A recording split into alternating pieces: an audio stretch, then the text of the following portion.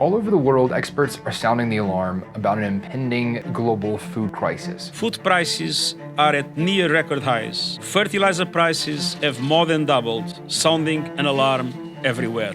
I think all of us right now are experiencing some kind of inflation and like weird supply chain issues, but this is different. The world is facing a food catastrophe at a scale we haven't seen since World War II. According to the World Food Program, 811 million people go to bed hungry every night, and 276 million people are facing severe food insecurity.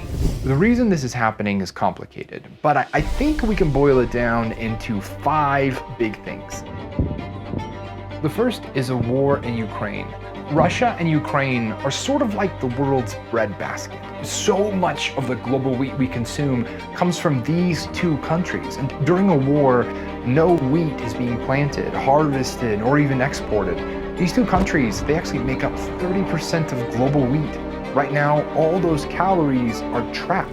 Okay, so number 2, the price of fertilizer and energy, like natural gas, is skyrocketing. And to cover that cost, farmers have to charge us as consumers more, and that drives up the cost. Okay, and the third thing is extreme weather. Across the globe, heat waves and drought have decimated crops, especially in India and the Horn of Africa. Okay, number 4, countries around the world are starting to panic. And when countries panic, they start to limit their exports. And they want to keep more of the food they grow for their own citizens. And this means the countries that need to import that food, they can't, or they have to pay a premium. Okay, and number 5 is COVID. Countries have exhausted their budgets, and they would normally try to intervene in a crisis like this. And COVID has caused unemployment and has pushed millions of people into extreme poverty. Okay, to put it really simply, all of these terrible things are swirling to create this perfect storm.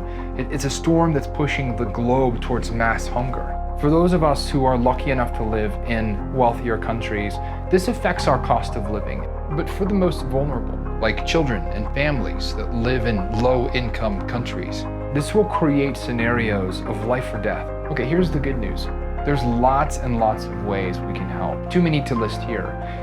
But fixing the problem, it actually starts with not being silent about the problem.